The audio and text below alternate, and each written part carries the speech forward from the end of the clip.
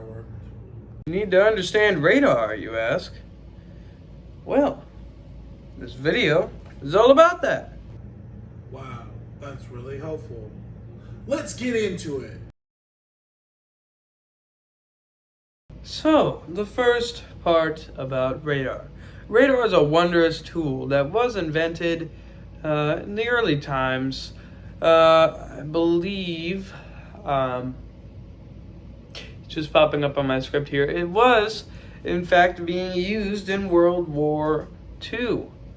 In fact, radar it wasn't based on weather. It was based on actually tracking some,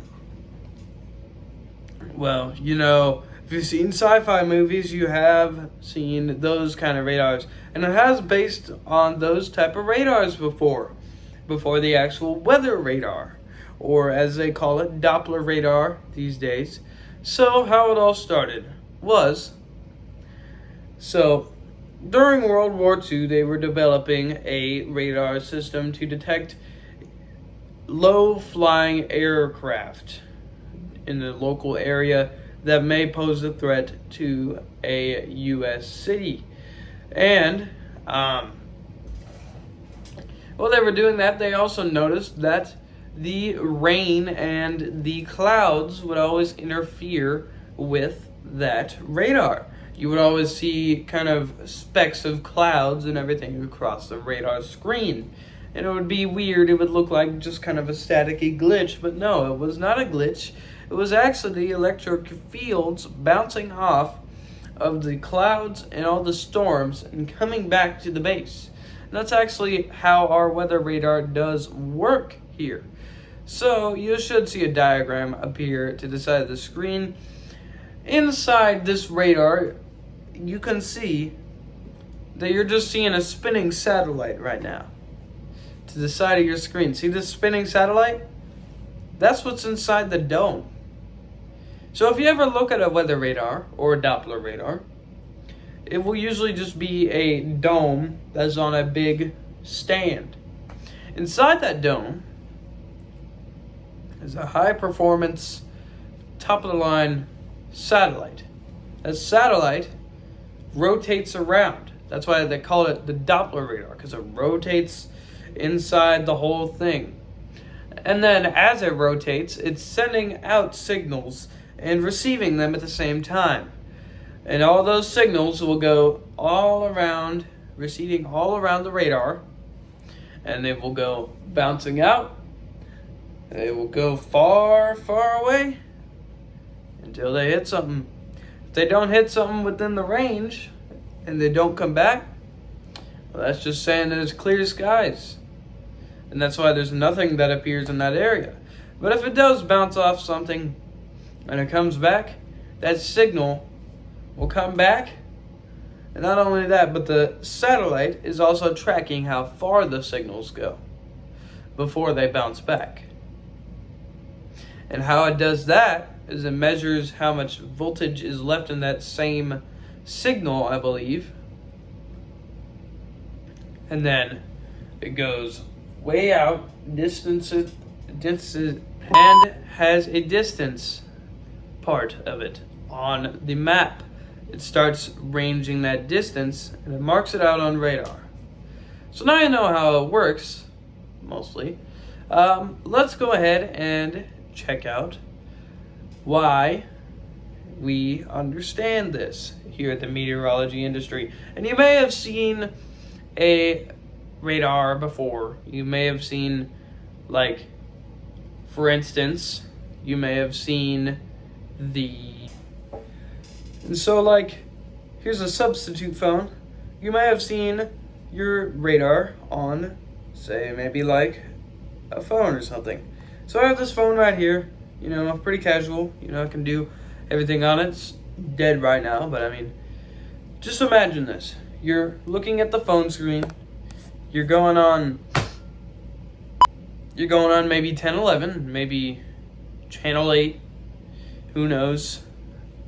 Something. I don't know the big news corporations. I know they have weather apps. You may go on Radar Scope. You may go on Radar Omega. You can go on any of those apps. They got a basic radar, especially WeatherBug. That is a good one that you can go to. Not shouting out any of these weather apps. I'm just using them as example. But say you go to one of those weather apps, you see that they have a radar. And so you're looking through the radar, you see a bit of green, you see a bit of yellow, you see a bit of orange, maybe a bit of red, maybe some white.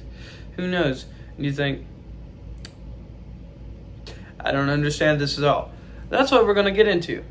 So, this iPhone, screw this one, because I'm already recording on an iPhone 14, and let's go ahead and go over to the radar. We'll see you there. So you see here on the first part of the radar, you can see that we have the greens, the yellows, the oranges, the whole crap there.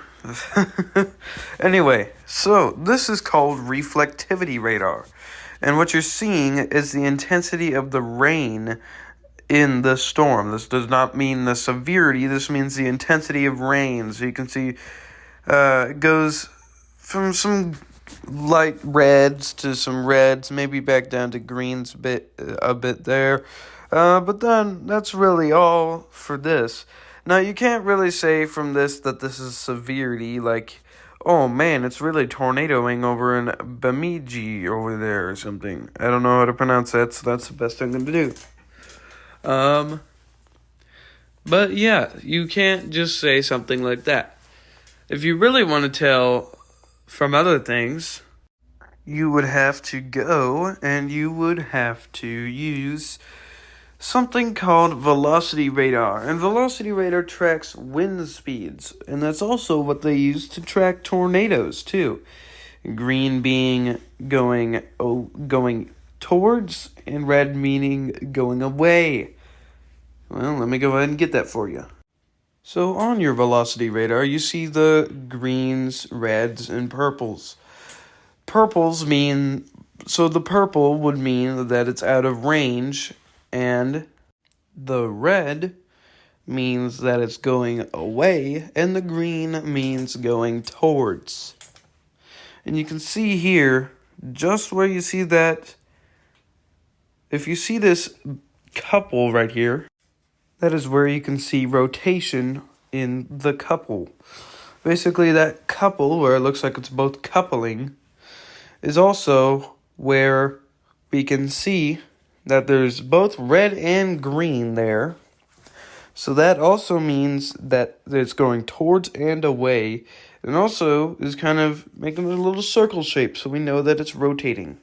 So let's go through some examples. So let me go ahead and get the old radar started. Alright, so we are in the radar. Let's go ahead and move over to Montana and see this storm for an example. So we can see we got the greens, we got the yellows, we got the oranges and the reds. But let's go ahead and look over in this area. You can see some of the reds, especially over in portions of Canada. See over here we got the red part. This does not mean anything severe. This just means it is mainly pouring in that area. So now we know a lot of things about that, and that is my good example. Well, I hope you all enjoyed this video, and I hope you all enjoy the quick lesson of radar. That is all I can tell you for today. We'll see you in the next morning forecast here at KB Weather tomorrow morning.